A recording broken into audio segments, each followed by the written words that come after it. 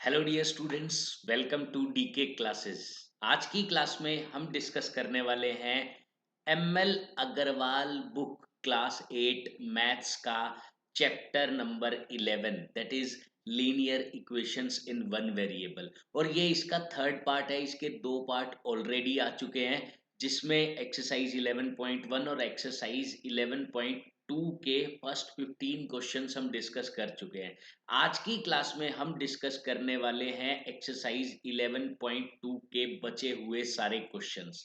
तो चलिए students, start करते हैं क्वेश्चन नंबर 16 से। क्या दिया गया है देखते हैं पहले, और फिर इक्वेशन बनाते हैं। I have a total of ₹300 in the coins of denomination ₹1, ₹2, ₹5। क्या है, मेरे पास टोटल 300 रुपए हैं। और कैसे हैं? 1 रुपए के कॉइन्स हैं, 2 रुपए के कॉइन्स हैं और 5 रुपए के कॉइन्स हैं। कुछ इस तरीके से मेरे पास 300 रुपए हैं। ठीक है।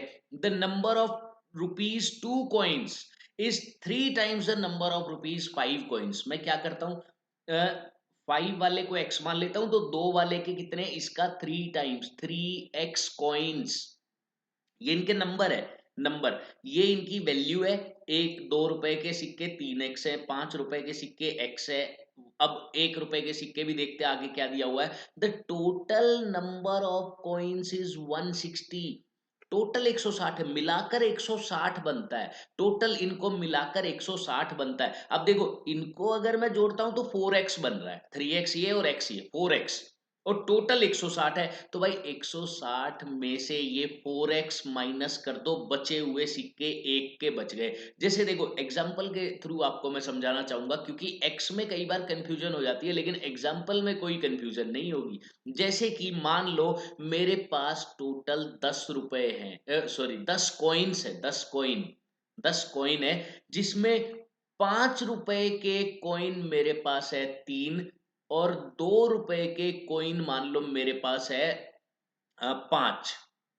और मैंने ये बता दिया टोटल 10 है। अब मुझे चेक करना है कि 1 रुपए के कितने कॉइन है मेरे पास। टोटल 10 कॉइन है। अब 1 रुपए के कितने, भाई इन दोनों को मैंने देखा 8, ये दोनों 8 कॉइन है। तो 10 में से हम 8 को माइनस कर लेंगे, जो दो बचे वो किसके बचे, 1 रुपए के। सेम मैंने इधर किया है, मैंने ये दोनों देखा 4x है, तो 160 टोटल है, 160 में से ये 4x मैंने माइनस कर लिया। ये कंसेप्ट मैंने यूज किया है। ठीक है। देखो, वैल्यूज से अच्छे से समझ में आता है हमें, इसलिए वैल्यूज का एग्जांपल लेकर समझाना बहुत अच्छा रहता है। The total number of coins is 160। How many coins of each denomination are with me. कितने कितने सिक्के हैं मेरे पास, 1 रुपए के, 2 रुपए के, 5 रुपए के, कितने कितने सिक्के हैं ये निकालने हैं। अच्छा, एक चीज आपको और बताना चाहता हूं मैं। मान लो आपके पास 5 रुपए के 4 कॉइन है, चार, 5 5 के 4 सिक्के हैं। तो रुपए कैसे, कितने कितने रुपए हुए, अगर हमें ये पता लगाना कितने रुपए हुए, हम इनको मल्टीप्लाई कर देंगे, 20 रुपीज हो गए। या मैं ये कहता हूं कि मेरे पास दो दो के 32 रुपए, 32 कॉइन है। दो दो के सिक्के मेरे पास 32 है। 2 रुपए के सिक्के 32 है। रुपए कितने हुए, कितने रुपए मेरी जेब में है, 32 को 2 से मल्टीप्लाई कर दो, 64। यानी कि जब भी रुपए हमें टोटल निकालने हैं, हम क्या करेंगे, जितने रुपए का एक कॉइन है और जितने कॉइन है उनको मल्टीप्लाई कर देंगे, रुपए निकल आएंगे। तो यही मैं करूंगा इसमें, यही वाला कंसेप्ट मैं यूज करने वाला हूं। देखो, अकॉर्डिंग टू क्वेश्चन क्या दिया हुआ है कि मेरे पास टोटल 300 रुपए हैं। 300, भाई एक एक के कितने सिक्के हैं, 160 माइनस 4x। रुपए कितने बने सॉरी, रुपए कितने बने, 1 को 160 माइनस 4x से मल्टीप्लाई कर दो, ये रुपए हो गए एक एक के। ठीक है। दो दो के मेरे पास 3x कॉइन्स हैं, तो रुपए कितने हुए, 2 को 3x से मल्टीप्लाई कर दो। 5 5 के x कॉइन्स हैं, तो 5 को x के साथ मल्टीप्लाई कर दो।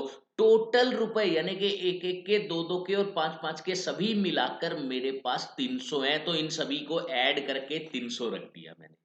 ये इसकी इक्वेशन बनेगी। काफी इजी है, चलिए देखते क्या बनता है। ये तो बना 160 minus 4x plus 6x plus 5x।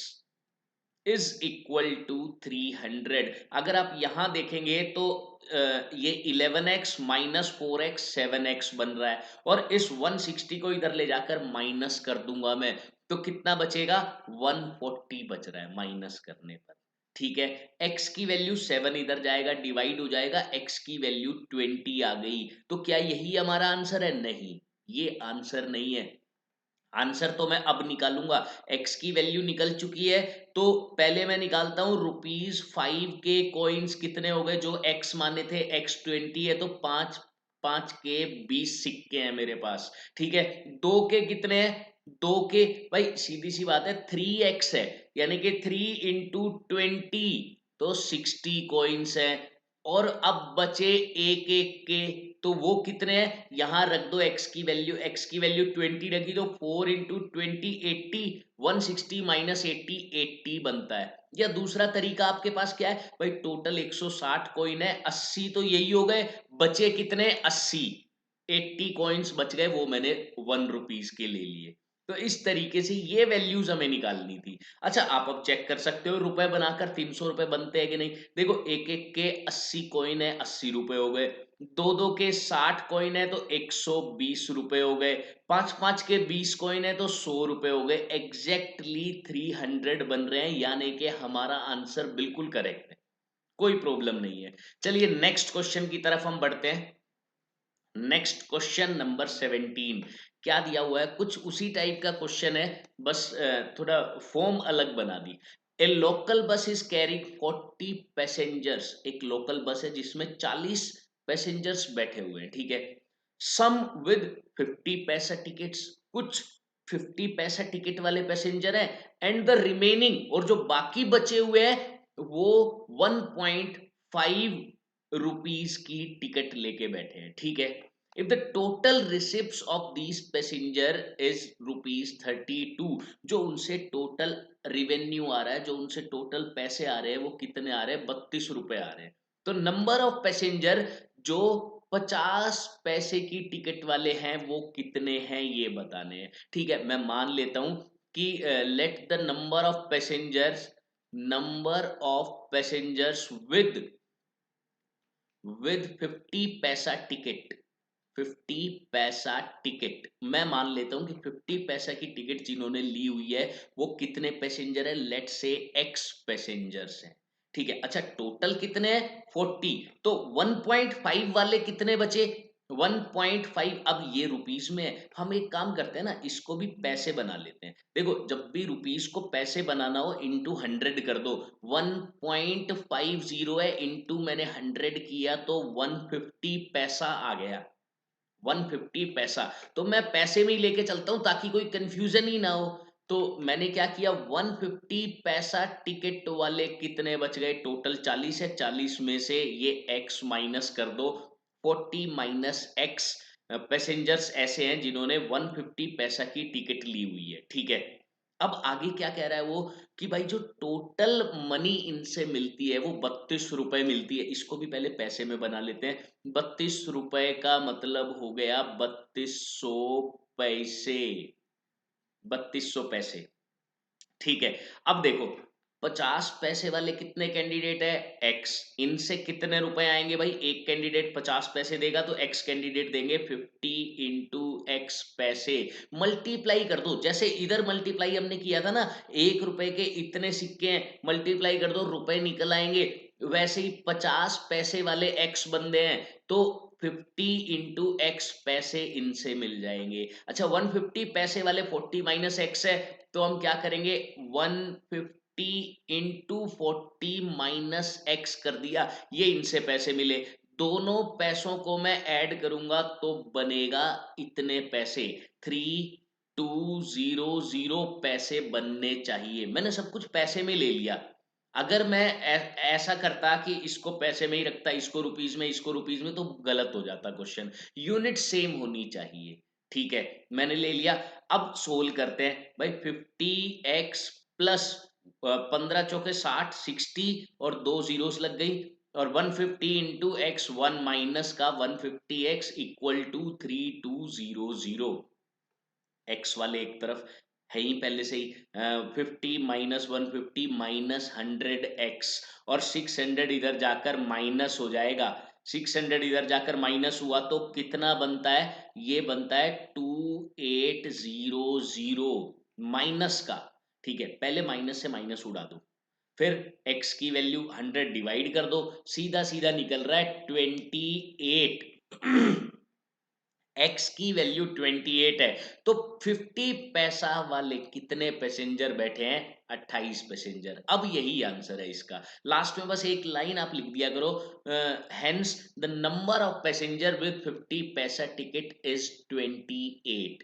That's all, बस हो गया क्वेश्चन। नेक्स्ट क्वेश्चन हम देख लेते हैं, क्वेश्चन नंबर 18। क्या बोला हुआ है, बिल्कुल आराम से समझेंगे।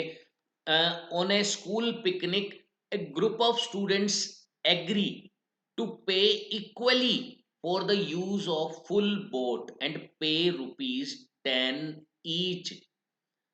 स्कूल पिकनिक में क्या हुआ, जितने भी स्टूडेंट्स जा रहे हैं, ग्रुप ऑफ स्टूडेंट्स हैं, वो सब 10-10 रुपए पे करने को रेडी हो जाते हैं।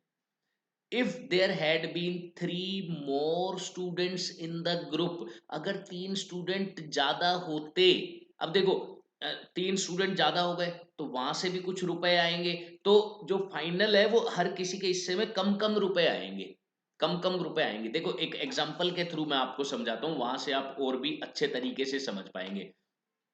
मान लो कि एक बोट है, एग्जाम्पल के थ्रू समझा रहा हूं मैं, इसमें बैठने के टोटल 50 रुपए लगते हैं, इसमें बैठने के 50 रुपए लगते हैं। ठीक है, अभी कैंडिडेट इसमें या 100 रुपीज मान लेता हूं मैं, 100 रुपीज लगते हैं। अभी कैंडिडेट 20 कैंडिडेट्स हैं, 20 कैंडिडेट्स हैं, तो भाई कितने रुपए लगेंगे, एक एक बंदे के खाते में कितने रुपए आएंगे, 20 से डिवाइड कर दो, 5 रुपए हर एक बंदे को देने पड़ेंगे, हर एक स्टूडेंट को देने पड़ेंगे। ठीक है, अगर स्टूडेंट्स इंक्रीज हो जाएं, बढ़ जाएं, 20 से मान लो मैंने क्या किया, 25 ले लिया, 20 से स्टूडेंट्स हो गए 25, अब हर किसी के खाते में कितने आ रहे हैं भाई, उसकी टिकट तो 100 ही रुपए की है, अब 25 100/25 करेंगे तो अब हर किसी के खाते में 4 रुपए आएंगे। तो यही वो कहना चाह रहा है कि 3 स्टूडेंट एक्स्ट्रा आ गए तो हर किसी को अब 2 रुपए कम देने पड़े। ठीक है, अब इसको समझते हैं और इस क्वेश्चन को सोल्व करते हैं। मैं लेट कर लेता हूं कि ओरिजिनल स्टूडेंट कितने थे ग्रुप में, ग्रुप में let the number of students originally was, originally कितने स्टूडेंट्स थे, मैंने एज्यूम किया x स्टूडेंट्स थे। ठीक है, अब x स्टूडेंट स्टार्टिंग में थे, ठीक है, और 10 रुपया हर एक पे कर रहा है, यानी कि जो फुल बोट का प्राइस है वो कितना हो गया, फुल बोट का प्राइस। तो मैं ये लिख देता हूं, टिकट लिख दो या प्राइस लिख दो, प्राइस, प्राइस तो वो हो गया ना, बोट खरीद थोड़ी रहे हैं वो। ये कर लेते हैं, टिकट मान लेते हैं एक बार के लिए, ticket of full boat, full boat को यूज करने की टिकट क्या है, फुल बोट को यूज करने की टिकट 10 रुपए है, 10 रुपए।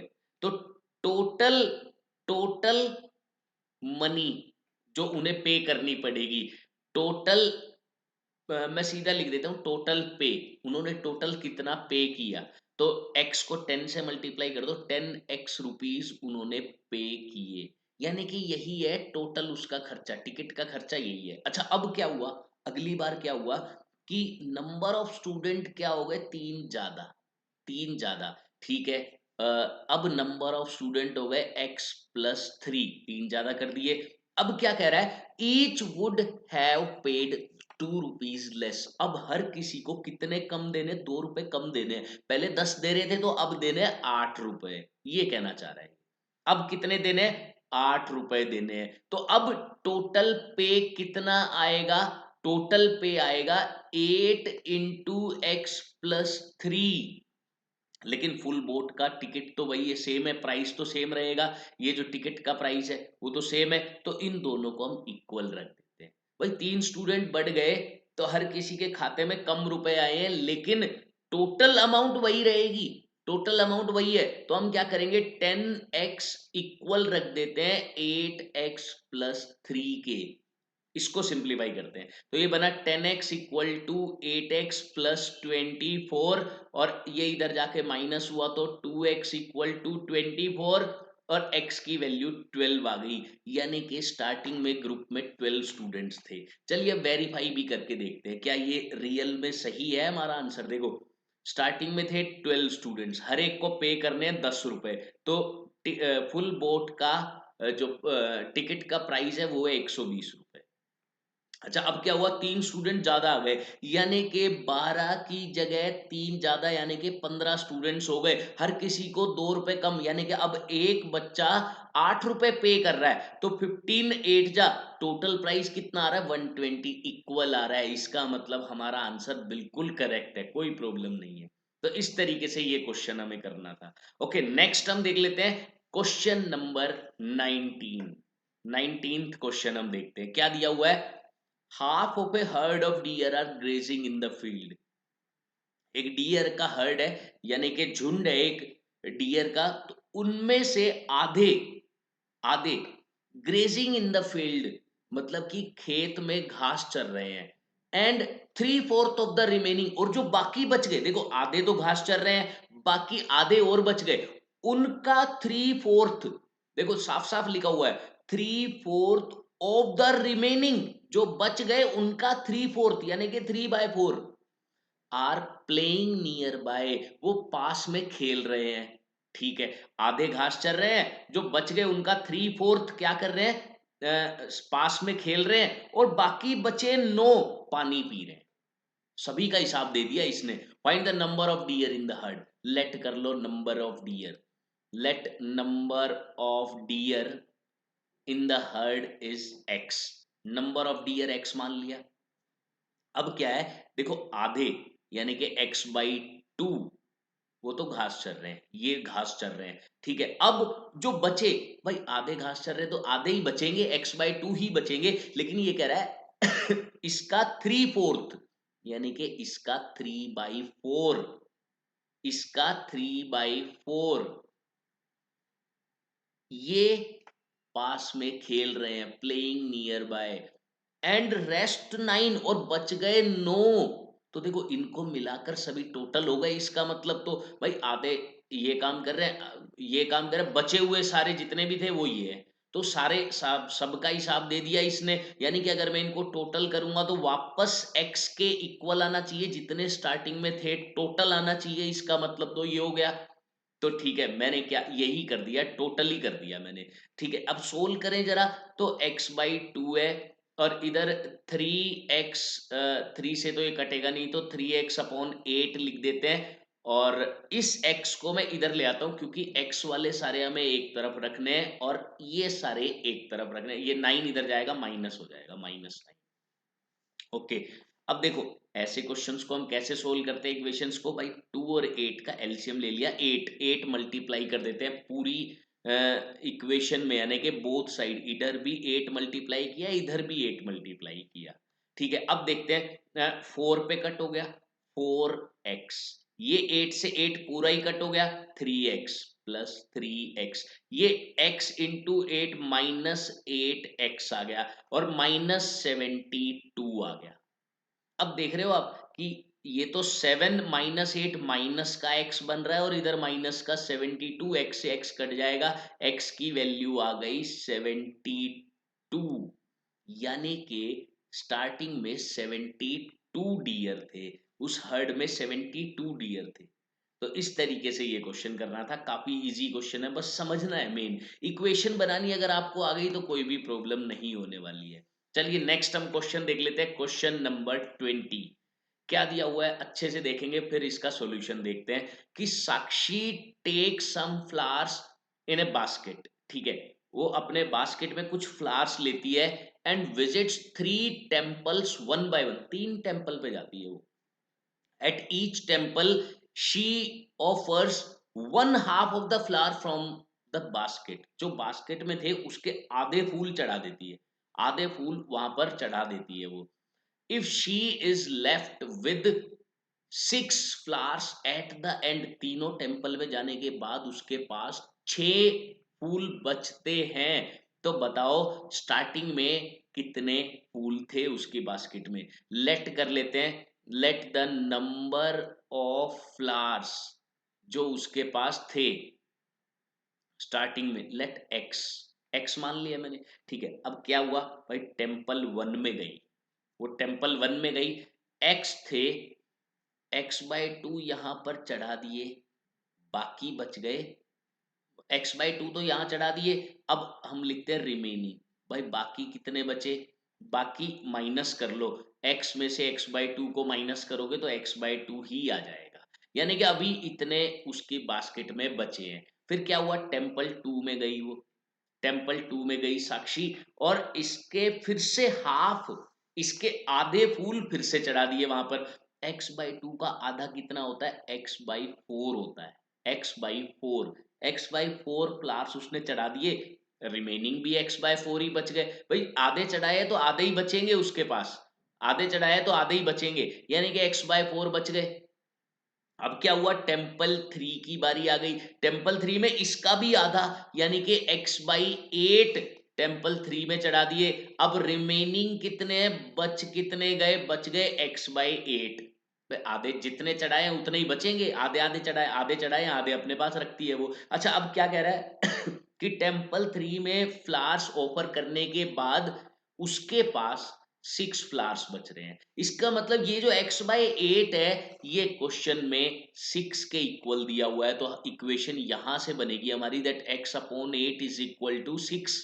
बस 8 को इधर ले जाकर मल्टीप्लाई करो, then x will be equal to 48। 48 flowers उसके स्टार्टिंग में थे। चलो चेक करके देखते हैं हमारा आंसर सही है कि नहीं। भाई क्या हुआ, 48 थे, टेम्पल 1 में गई, 24 उसने चढ़ा दिए, 24 उसकी बास्केट में बच गए। फिर टेम्पल 2 में 12 उसने टेम्पल 2 में चढ़ा दिए और 12 उसकी बास्केट में बच गए। फिर टेम्पल 3 में 6 उसने चढ़ा दिए, इसके आधे आधे चढ़ाते जाओ और आधे बचेंगे। तो 6 चढ़ा दिए, बचे कितने, 6 बचे, यही तो कहा था कि 6 बचे। बिल्कुल ठीक है हमारा, कोई भी प्रॉब्लम नहीं है इसमें, कोई भी प्रॉब्लम नहीं है। तो चलिए नेक्स्ट क्वेश्चन की तरफ हम चलते हैं। क्वेश्चन है, to supplementary angles differ by 50 degree. Supplementary angles उन एंगल्स को बोलते हैं जिनका सम 180 डिग्रीज के इक्वल आता है। देखो दो टाइप के एंगल आपने पढ़े होंगे, जिनका सम 180 आता है उन्हें हम बोलते हैं सप्लीमेंट्री एंगल्स, और जिनका सम 90 के इक्वल आता है वो कहलाते हैं कॉम्प्लीमेंट्री एंगल्स। कॉम्प्लीमेंट्री एंगल्स, तो इन दोनों को आप याद रखें, लीनियर इक्वेशन में यहां से क्वेश्चन पूछा जा सकता है। ठीक है, तो अब जैसे यहां पर सप्लीमेंट्री से तो पूछा ही गया है, क्या पूछा गया है कि टू सप्लीमेंट्री एंगल्स, भाई सप्लीमेंट्री यानी कि दोनों का सम 180 है, तो फर्स्ट एंगल को अगर मैंने x मान लिया तो सेकंड नंबर अपने आप ही 180 माइनस x हो गया, क्योंकि दोनों का सम 180 है। अब ये कह रहा है ये डिफर बाय, यानी कि इनका डिफरेंस 50 डिग्री है, तो हर एक एंगल बताओ। डिफरेंस 50 है, हम क्या करेंगे, पहला एंगल माइनस दूसरे वाला एंगल और इक्वल टू 50 रख देंगे। बस सिंपल सा प्रोसीजर किया, पहला एंगल माइनस दूसरा एंगल इक्वल टू 50 रख दिया मैंने। ठीक है, अब क्या होगा, x minus 180 plus x equal to 50, और आप देख रहे हैं x और x तो 2x बन गया, ये 180 इधर जाके ऐड हो जाएगा तो ये बनेगा 230। तो x की वैल्यू क्या आ गई, 230 में 2 डिवाइड करो जरा, 115 आ गई, यानी कि पहला एंगल, फर्स्ट एंगल आप देख पा रहे हैं 115 है, और सेकंड एंगल क्या हो जाएगा, 180 में से 115 को माइनस कर दो सिंपली, तो ये दो एंगल्स आ गए। अच्छा चेक कर सकते हो आप, सम 180 है तो सप्लीमेंट्री हो गए, डिफरेंस चेक करो 50 आ रहा है कि नहीं, डिफरेंस बिल्कुल 50 आ रहा है इनका डिफरेंस, तो ये भी क्राइटेरिया हमारा बिल्कुल करेक्ट हो गया, यानी कि आंसर बिल्कुल करेक्ट है। नेक्स्ट क्वेश्चन हमारा वेट कर रहा है, क्वेश्चन नंबर 22। क्या कहता है, if the angles of triangle are in ratio, बहुत ज्यादा इजी है, ट्रायंगल्स के तीनों एंगल का रेशियो दिया हुआ है, फर्स्ट एंगल को देखो, रेशियो के केस में मैंने बताया जैसा रेशियो है वैसे उसके साथ बस x चिपकाना है। First angle 5x, second angle 6x, और थर्ड एंगल एज्यूम कर लिया 7x। ठीक है, इनका सम 180 रख दो, कारण भाई ट्रायंगल के एंगल हैं और ट्रायंगल के तीनों एंगल्स का सम 180 होता है, ये बात हमें ऑलरेडी पता है। तो हम क्या करेंगे, 5x plus 6x plus 7x is equal to 180। 5 और 6 11 और 7 18x is equal to 180, then x is equal to 10, x की वैल्यू 10 निकल गई। तो अब हम इजीली निकाल सकते हैं फर्स्ट एंगल क्या होगा, 5 इंटू 10 50, सेकेंड एंगल क्या होगा 6 इंटू 10 60, और थर्ड एंगल क्या हो जाएगा 7 इंटू 10 दैट इज 70। इस तरीके से एंगल फाइंड करना है हमें। नेक्स्ट क्वेश्चन देख लेते हैं। क्वेश्चन क्या है, two equal sides of isosceles triangle are. देखो आइसोसेलेस ट्रायंगल एक ऐसी ट्रायंगल को बोलते हैं जिसकी दो साइड्स आपस में इक्वल होती हैं। कोई भी दो साइड अगर किसी ट्रायंगल की आपस में इक्वल है तो ऐसी ट्रायंगल को हम आइसोसेलेस ट्रायंगल बोलते हैं। और क्या बोला हुआ है, two equal sides of an isosceles triangle are, equal sides दे रखी है। क्या क्या दे रखी है, पहली 3x माइनस वन और दूसरी 2x plus two, the third side is 2x, ये वाली साइड 2x है, फाइंड x और पेरीमीटर। देखो इक्वल साइड दे रखी है, क्या ये इक्वल है, रख दो इनको इक्वल। इक्वेशन के अकॉर्डिंग हम क्या करेंगे, 3x माइनस वन और 2x प्लस टू, क्योंकि ये इक्वल साइड्स है, ये क्वेश्चन में बोल ही दिया तो हमें इक्वल तो रखना पड़ेगा, इनको मैंने रख दिया। 2x इधर आकर माइनस हुआ तो x बच गया, और 1 माइनस का इधर जाके ऐड हो जाएगा, 2 प्लस वन 3, x की वैल्यू डायरेक्ट निकल गई, पहला पार्ट खत्म। अब दूसरा क्या कह रहा है, पेरीमीटर निकालो। भाई x की वैल्यू 3 रख दो, फर्स्ट साइड क्या आ जाएगी, फर्स्ट साइड इसकी क्या आ जाएगी, 3 इंटू 3 9, 9 माइनस वन 8। अच्छा सेकंड साइड क्या होगी, सेकंड भी 8 ही होगी। आप कहेंगे ये कैसे सर, भाई पुट करके देख लो, इक्वल साइड्स हैं ये भी हमें पता है, आप पुट भी करके देख सकते हो, 3 2 जा 6 प्लस 2 8, और थर्ड साइड क्या होगी भाई, 2 3 जा 6, थर्ड साइड 6 होगी। बात आ रही है पेरीमीटर की, पेरीमीटर हमें पता है क्या होता है, तीनों साइड्स का सम, यानी कि 8 + 8 + 6, यानी कि 22 इसका पेरीमीटर हो गया। 22 यूनिट्स लिखना पड़ेगा, 22 यूनिट्स इसका पेरीमीटर हो गया। काफी इजी क्वेश्चन था ये भी। चलिए नेक्स्ट क्वेश्चन की तरफ हम बढ़ते हैं। क्वेश्चन में क्या बोला गया है, if each side of triangle is increased by 4 centimetre.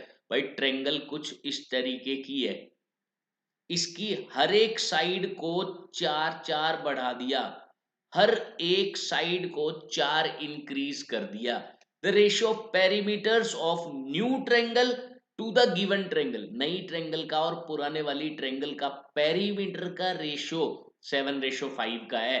Perimeter क्या होगा गिवन ट्रायंगल का, इसका पेरीमीटर निकालना है। ये गिवन ट्रायंगल है ए बी सी, और ये इंक्रीज करने के बाद बनी है पी क्यू आर। देखो एक चीज समझ लो छोटी सी, लेट कर लो perimeter of given triangle is, let कर लो perimeter of triangle A B C is x centimetre, centimetre में ले लिया क्योंकि यहां पर 4 सेंटीमीटर दिया हुआ है इसी वजह से। ठीक है, अब 4 4 बढ़ा दी, देखो इसमें +4 हुआ, इसमें +4 हुआ, इसमें +4 हुआ, तीनों साइड 4 4 बढ़ गई, और पेरीमीटर में तीनों साइड का ही हम सम लेते हैं, यानी कि पेरीमीटर कितना बढ़ जाएगा, 4 यहां बढ़ गया, 4 यहां बढ़ गया, 4 यहां बढ़ गया, 12 बढ़ जाएगा पेरीमीटर। यानी कि अगर मैं perimeter of triangle P Q R की बात करूं तो x प्लस 12 सेंटीमीटर हो जाएगा, x प्लस 12। देखो 4 ये वाली साइड बढ़ी, 4 ये बढ़ी, और 4 ये बढ़ी। अब हुआ क्या है, पेरीमीटर तो भाई सभी का सम लेते हैं हम, तो यहां से 4 फालतू लेना पड़ेगा, यहाँ 4 फालतू लेना पड़ेगा, यहाँ 4 फालतू लेना पड़ेगा, यानी कि ओवरऑल 12 फालतू लेना पड़ेगा। तो पेरीमीटर पहले x था तो x में 12 ऐड हो गया, x प्लस 12, ये नई ट्रायंगल का पेरीमीटर आ गया। क्वेश्चन में क्या बोला है, पेरीमीटर ऑफ न्यू ट्रायंगल और गिवन ट्रायंगल, इनका रेशो 7:5 है, यानी कि अब इक्वेशन बनने जा रही है, न्यू ट्रायंगल का पेरीमीटर ये रहा और गिवन ट्रायंगल का पेरीमीटर ये रहा, ये रेशो 7:5 का दिया हुआ है, क्रॉस मल्टीप्लाई कर दो, सोल्व कर दो, आंसर आ जाएगा। कैसे, देखिए 5 into x plus 12 cross multiply और इक्वल टू 7 इंटू एक्स, तो ये बना 5x plus 60 equal to 7x, इसको इधर ले जाकर माइनस करो, 2x बन गया इक्वल टू 60, 2 डिवाइड कर दो, x की वैल्यू 30 आ गई, x 30 यूनिट्स सेंटीमीटर में, तो 30 सेंटीमीटर हो जाएगा, गिवन ट्रायंगल का ही निकालना था, यही इसका आंसर है, यही इसका आंसर है। So perimeter of triangle A B C is 30 centimetre, 30 centimetre हो जाएगा। इस तरीके से इस क्वेश्चन को हम इजीली सोल्व कर सकते हैं। चलिए नेक्स्ट क्वेश्चन जो कि हमारा इंतजार कर रहा है उसको भी देख लेते हैं क्या है। अच्छा, the length of rectangle is 5 centimetre less than twice its breadth. तो हम क्या करते हैं, पहले एक रेक्टेंगल ड्रॉ कर लेते हैं। अब देखते हैं क्या कह रहा है कि जो इसकी लेंथ है वो 5 सेंटीमीटर कम है, ट्वाइस इट्स ब्रेड्थ। पहले भाई ब्रेड्थ को मानना पड़ेगा क्योंकि ब्रेड्थ के ऊपर ही डिपेंड कर रही है लेंथ। ब्रेड्थ एक्स यूनिट मान लेते हैं, सेंटीमीटर में एक्स सेंटीमीटर मान लेते हैं ब्रेड्थ को, ठीक है। अब लेंथ क्या हो जाएगी, देखो क्वेश्चन में क्लियरली दिया हुआ है कि जो लेंथ है वो 5 सेंटीमीटर लेस, यानी कि 5 कम है। किससे 5 कम है, ट्वाइस इट्स ब्रेड्थ, ब्रेड्थ का ट्वाइस करो 2x और उससे 5 कम कर दो, ये लेंथ आ गई और ये ब्रेड्थ आ गई इसकी। तो लेंथ को हम लिखेंगे 2x minus 5, length is decreased bye 3। भाई लेंथ को क्या कर दिया, 3 कम कर दिया, लेंथ को 3 कम कर दिया, यानी कि मैं लिखूंगा अब न्यू लेंथ, न्यू लेंथ, नई लेंथ क्या हो गई भाई, जो 2x माइनस 5 है ये पहले वाली लेंथ है। अब डिक्रीज मतलब कम करना, कितना कम कर दिया, 3, यानी कि 3 माइनस करना पड़ेगा, -3, ये हो गई नई लेंथ, यानी कि क्या हो गया, 2x माइनस 8 हो गया, 2x माइनस 8, ठीक है। ब्रेड्थ इंक्रीज्ड बाई 2, तो ब्रेड्थ, न्यू ब्रेड्थ हमें अब देखनी पड़ेगी, न्यू ब्रेड्थ ये इंक्रीज की है, मतलब बढ़ा दी है, कितनी बढ़ा दी है, 2 सेंटीमीटर, पहले x थी तो अब x प्लस 2 सेंटीमीटर हो गई, x प्लस 2 सेंटीमीटर हो गई, ये दोनों चीजें हमने फाइंड कर ली है। The perimeter of resulting rectangle, यानी कि नए वाले रेक्टेंगल का पेरीमीटर कितना है, 72। पेरीमीटर क्या होता है, फॉर्मूला पता है हमें कि perimeter is equal to 2 into L plus B, ये होता है रेक्टेंगल का पेरीमीटर। पेरीमीटर की जगह पेरीमीटर लिखो 72, 2 की जगह 2 लिखो, एल की जगह लेंथ लिखो 2x प्लस 8, सॉरी माइनस 8, और प्लस ब्रेड्थ की जगह ब्रेड्थ लिखो दैट इज x प्लस 2, लिख दिया, ठीक है। 2 तो इधर ले जाकर डिवाइड कर सकते हैं क्योंकि पूरे के मल्टीप्लाई में है ये, तो ये तो बना 36, 2 इधर ले जाकर डिवाइड कर दिया, और इधर 3x और -6, -6 ये बन रहा है। अच्छा, -6 इधर जाएगा +6 हो जाएगा, यानी कि 3x इक्वल टू 42, और 3 मल्टीप्लाई में इधर जाके डिवाइड हो जाएगा, it means x is equal to 14, x की वैल्यू 14 आ गई। हमें क्या निकालना है, एरिया ऑफ ओरिजिनल रेक्टेंगल जो पहले था, ठीक है, पहले वाले की लेंथ और ब्रेड्थ दोनों निकल सकती है। अब कैसे भाई, पहले वाले की लेंथ क्या थी, 2x माइनस 5, तो x 14 है, 14 2 जा 28, 28 में से अगर 5 माइनस किया तो लेंथ आ गई 23 सेंटीमीटर। अच्छा, ब्रेड्थ की अगर मैं बात करता हूं, ब्रेड्थ की, तो ब्रेड्थ x यानी के 14 सेंटीमीटर। क्या पूछा जा रहा है हमसे, एरिया पूछा जा रहा है। एरिया क्या होता है, लेंथ इंटू ब्रेड्थ, सीधा मल्टीप्लाई कर दो, 14 3 जा 42, 4 कैरी हो जाएगा, 14 2 जा 28, 32, 322 सेंटीमीटर स्क्वायर, ये इसका एरिया निकल गया, जो ओरिजिनल रेक्टेंगल है उसका एरिया निकला है ये। तो इस तरीके से ये वाला क्वेश्चन भी हमने इजीली सोल्व कर लिया। नेक्स्ट क्वेश्चन देखते हैं, क्वेश्चन नंबर 26। क्या दिया हुआ है इसमें? A rectangle is 10 centimetre long and 8 centimetre wide. एक रेक्टेंगल दिया हुआ है, फिर से एक रेक्टेंगल का क्वेश्चन आ गया, देखते हैं इसमें क्या है। एक रेक्टेंगल दिया हुआ है जो कि 10 सेंटीमीटर लॉन्ग है और 8 सेंटीमीटर वाइड है। ठीक है, सेंटीमीटर में ये डायमेंशंस दे दी, यानी कि लेंथ आप लिख देंगे 10 सेंटीमीटर और ब्रेड्थ आप लिख देंगे 8 centimetre. when each side of rectangle is increased by x centimetre, her side को x सेंटीमीटर इंक्रीज किया तो इसका पेरीमीटर डबल हो जाता है, डबल। अच्छा, हम चेक करते हैं अभी क्या पेरीमीटर है इसका। अभी क्या पेरीमीटर है? 2 × L + B, यानी कि 36 है अभी इसका पेरीमीटर। अभी इसका पेरीमीटर 36 सेंटीमीटर है।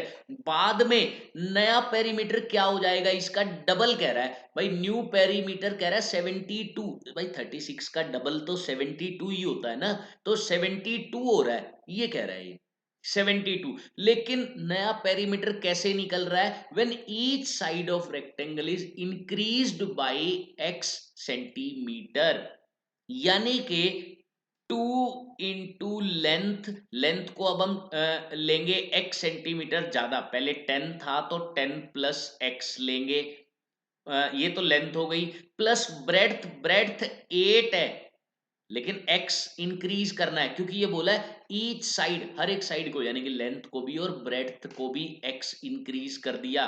तो ये लेंथ हो गई और ये नए वाले की ब्रेड्थ हो गई। इसको कैपिटल L और कैपिटल B से लिख देता हूं मैं, ताकि पता चलता रहे कि ये नई वाली है और ये नए वाली ब्रेड्थ है और ये लेंथ है।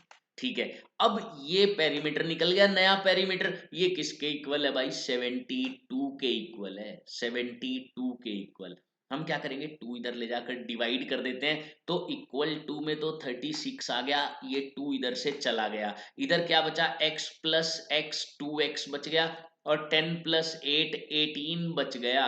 तो 18 अब इधर जाएगा, माइनस हो जाएगा, देन 2x = 36 माइनस 18, 18 आ गया और 2 डिवाइड हो जाएगा, x की वैल्यू 9 आ गई, x की वैल्यू 9 आ गई।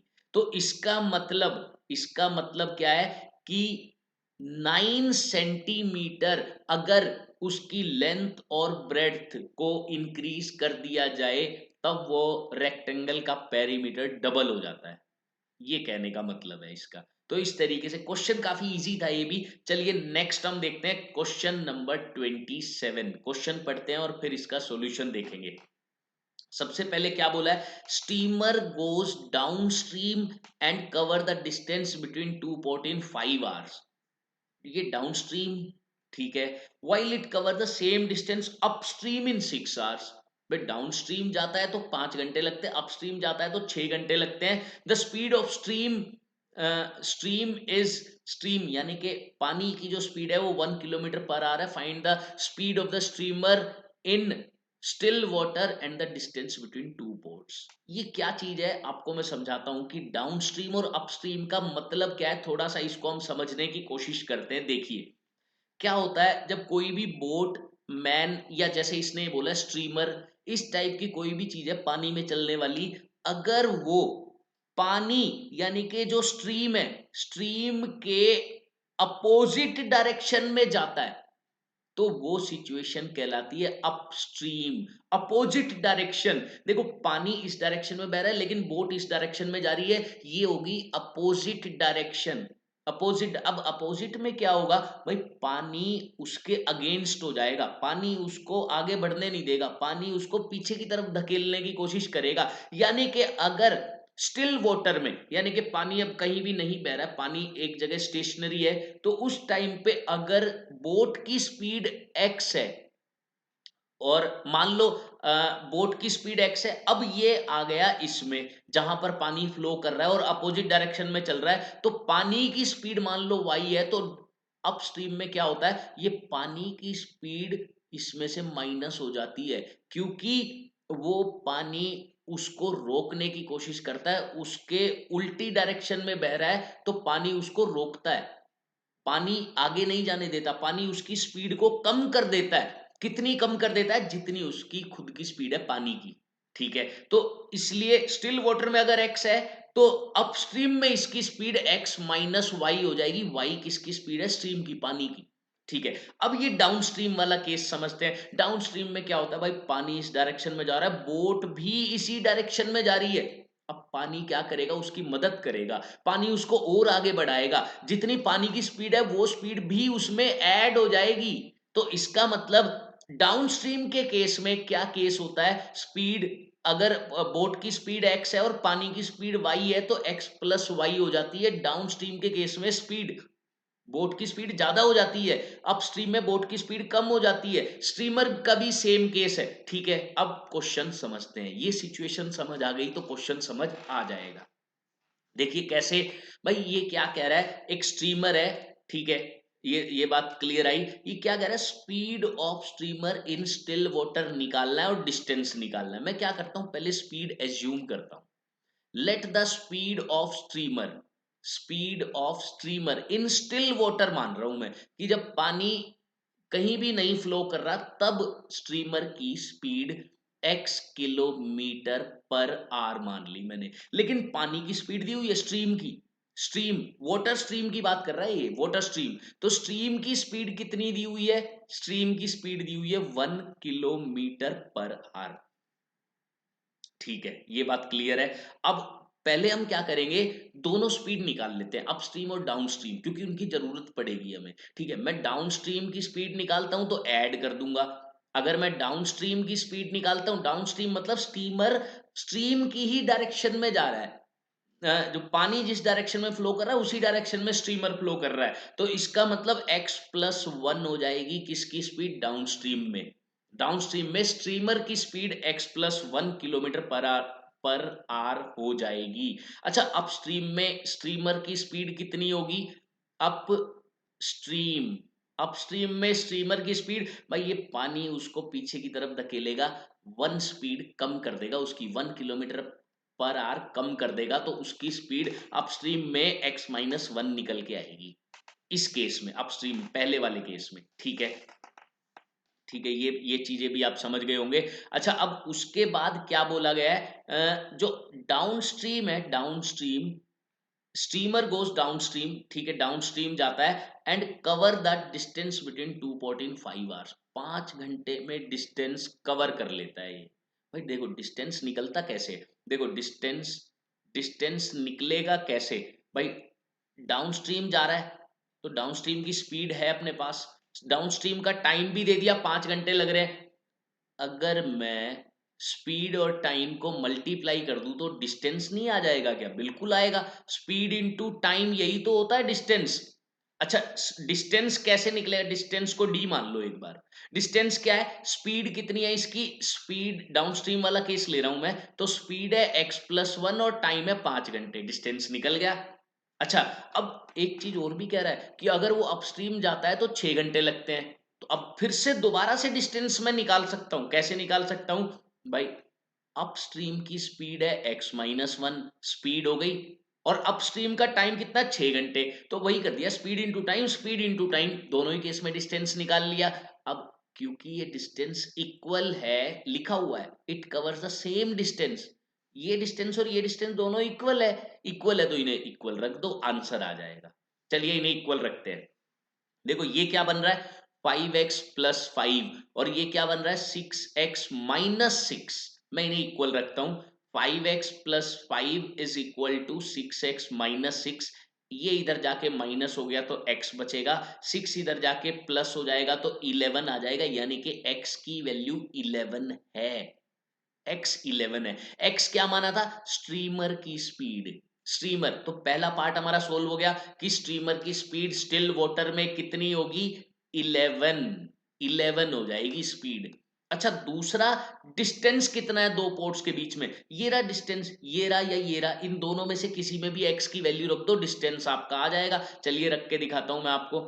डिस्टेंस निकालना है, मान लो मैं इसमें रख देता हूं फर्स्ट वाले में, 5 into x, 5 into x plus 5, 55 plus 5 60 kilometre का डिस्टेंस है दोनों पोर्ट के बीच में। अच्छा, अगर आप इसमें पुट करते डी में एक्स की वैल्यू 11 तो भी आंसर सेम आता, कोई फर्क पड़ने वाला नहीं है, क्योंकि दोनों सेम ही डिस्टेंस है। ये आप पुट करके देख लेना, 5 इंटू 11 प्लस 5 या 6 इंटू 11 माइनस 6, दोनों ही सेम निकल के आएंगे, डिस्टेंस हो गया 60 किलोमीटर्स का। इस तरीके से ये क्वेश्चन हमें करना है, अच्छे से समझ लेना। नेक्स्ट हम देखते हैं, फिर से उसी टाइप का कुछ क्वेश्चन है, स्पीड, टाइम और डिस्टेंस का। बस इसमें आपको ये फॉर्मूला याद होना चाहिए कि डिस्टेंस इक्वल होता है स्पीड इनटू टाइम, या कभी कभार हमें टाइम की जरूरत पड़ जाती है, तो मैं क्या करूंगा, स्पीड इधर मल्टीप्लाई में इधर ले जाके डिवाइड कर दूंगा, तो टाइम निकल गया, time equal to distance upon speed. तो ये तीनों ही लिख देता हूं मैं, ये एक्चुअली बनते एक से ही है। मान लो आपको ये वाला याद है, स्पीड इनटू टाइम, तो भाई जब टाइम चाहिए तो मैं क्या करूंगा, स्पीड को इधर ले जाऊंगा तो डिस्टेंस बाय में स्पीड हो जाएगा, या फिर मुझे स्पीड चाहिए, स्पीड, तो मैं टाइम को इधर ले जाऊंगा, डिवाइड हो जाएगा, तो ये बनेगा डिस्टेंस अपॉन टाइम। तो ये तीनों है एक ही फॉर्मूले, लेकिन जैसी हमें जब जिस क्वेश्चन में जरूरत होती है हम वैसा यूज कर लेते हैं। जैसे पिछले क्वेश्चन में मुझे इसकी जरूरत थी, मैंने ये यूज कर लिया था। ओके, अब देखते हैं, distance between two places A and B is 350 kilometres. भाई इस बात को समझते हैं जरा, मैं डायग्राम के थ्रू समझाऊंगा तुम्हें। ये ए है और ये है बी, इनके बीच का डिस्टेंस अगर आप देखेंगे तो वो आ रहा है 350 किलोमीटर्स।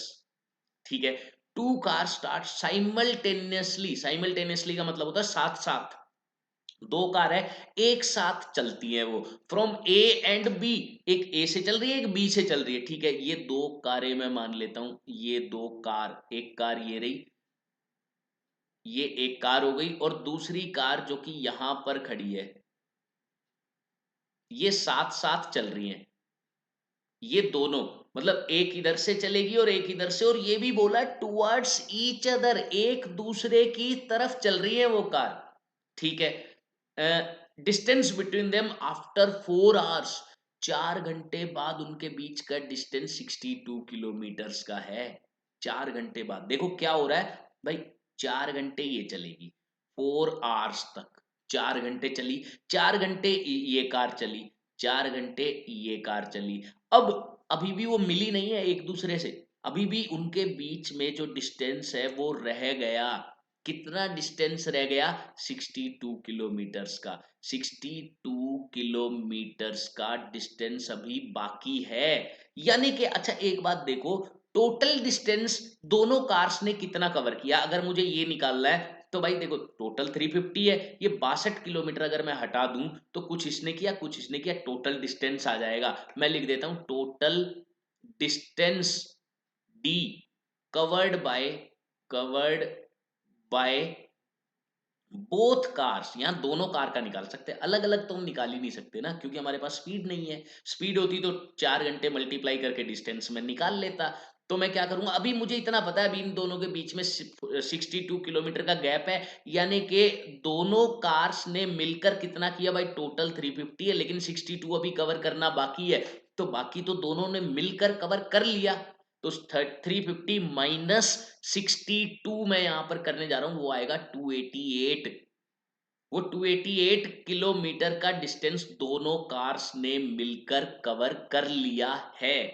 ठीक है, अब आगे क्या कह रहा है, if the speed of one car is 8 kilometre per hour less than the speed of other car. भाई एक कार की स्पीड 8 किलोमीटर पर आवर कम है, कम। ठीक है, मैं इस वाले कार की स्पीड मान लेता हूं x किलोमीटर पर आवर, तो इसकी मुझे क्या माननी पड़ेगी, इसकी x में से 8 कम, क्योंकि एक की 8 कम है दूसरे से, तो एक की x मान ली तो इसकी 8 कम माननी पड़ेगी हमें, 8 x - 8 किलोमीटर पर आवर की स्पीड माननी पड़ेगी।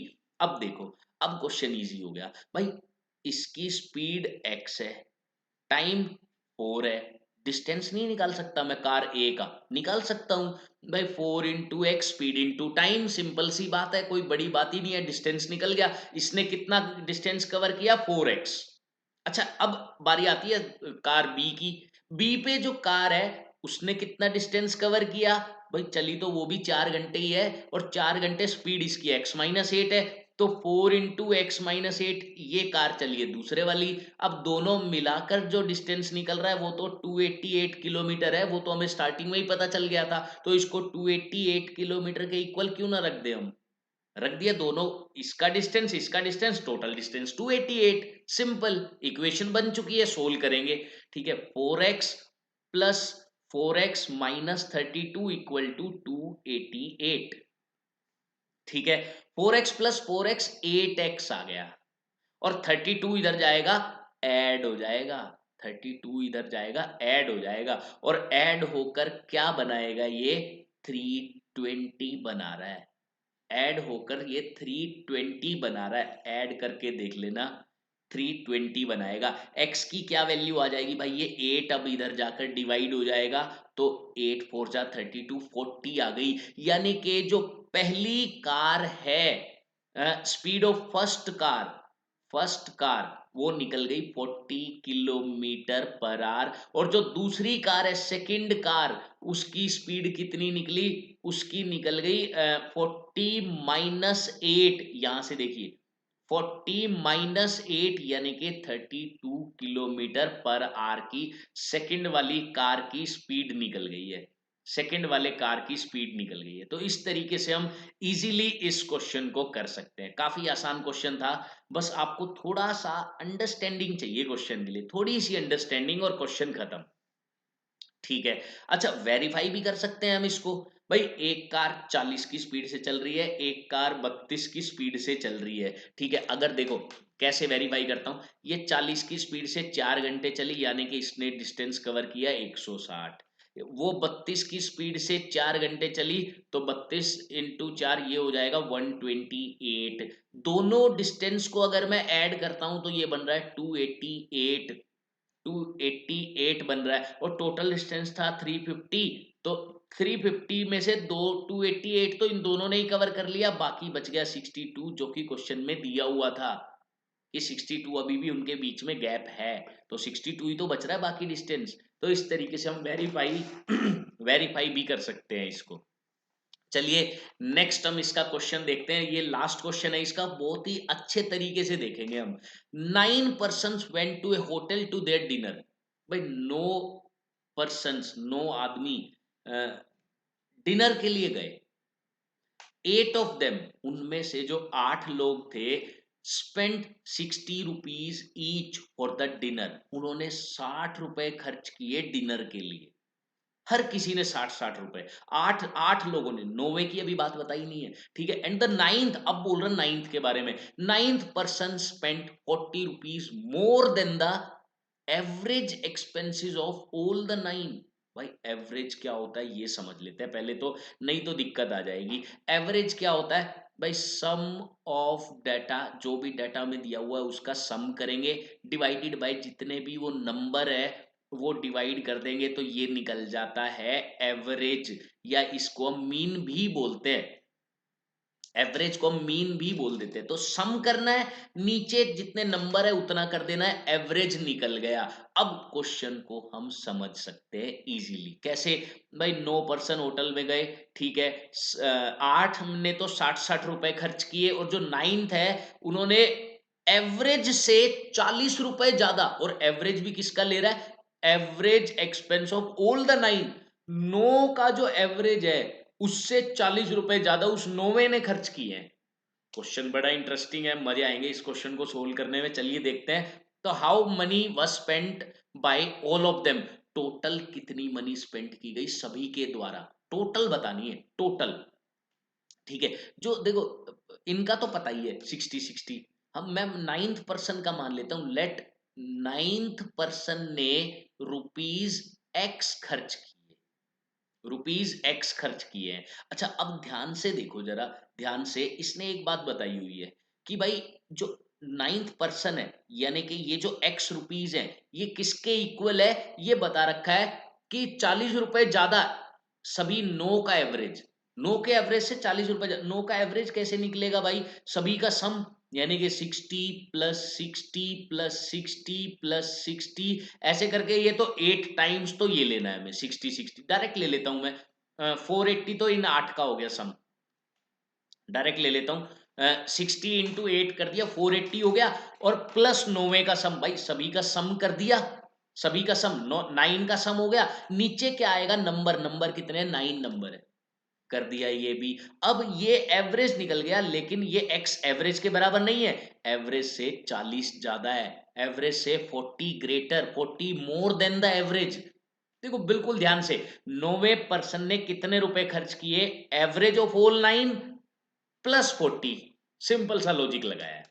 ओके, अब हम क्या करेंगे, मैं क्या करता हूं, 9 से मल्टीप्लाई कर देता हूं, ये 9 यहां पर फ्रैक्शन में बन रहा है, 9 से पूरे बोथ साइड। अच्छा, कई स्टूडेंट यहां पर गलती क्या करते हैं, मैं बता देता हूं, 9 को सीधा इधर मल्टीप्लाई में ले जाएंगे, गलत है, बिल्कुल गलत है ये। अगर 9 पूरे के डिवाइड में होता तो कोई दिक्कत नहीं थी, तब कोई प्रॉब्लम नहीं है, लेकिन यहां पर 9 पूरे के डिवाइड में नहीं है, तो हम ऐसा नहीं कर सकते। तो इसलिए मैं क्या करता हूं, 9 से मल्टीप्लाई कर देता हूं बोथ साइड, कर दिया, तो इधर तो बना 9x, यहां 9 से 9 कट हो जाएगा, क्या बचेगा, 480 प्लस x, और 9 इंटू 40 360 बचेगा। भाई x को इधर लाना बनता है, अब तो x इधर आया, x इधर आया तो 8x बन गया, और इन दोनों को ऐड करना भी बनता है, ऐड करते हैं तो कितना बन रहा है, 840 रुपीज बन रहा है, आप चेक कर सकते हैं, 840 रुपीज बन रहा है।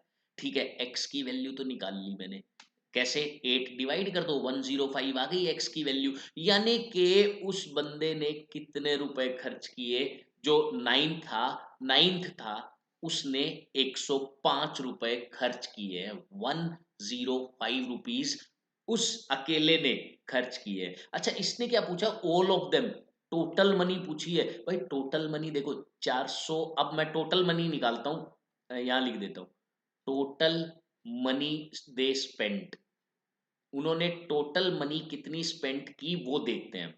देखो 480 तो उन 8 लोगों ने की है, और x नाइन्थ ने की है, तो नाइन्थ वाला 105 इसमें ऐड कर दो, यानी कि 585 रुपीज उनकी टोटल मनी आ गई, टोटल उन्होंने 585 रुपए खर्च किए हैं। तो इस तरीके से इस क्वेश्चन को हम इजीली सोल्व कर सकते हैं, और इसी क्वेश्चन के साथ हमारा ये चैप्टर भी कंप्लीट होता है, linear equations in one variables. हम मिलते हैं स्टूडेंट्स नेक्स्ट क्लास में नेक्स्ट टॉपिक के साथ। सो तब तक के लिए खुश रहिए, हंसते रहिए, मुस्कुराते रहिए। जय हिंद, जय भारत।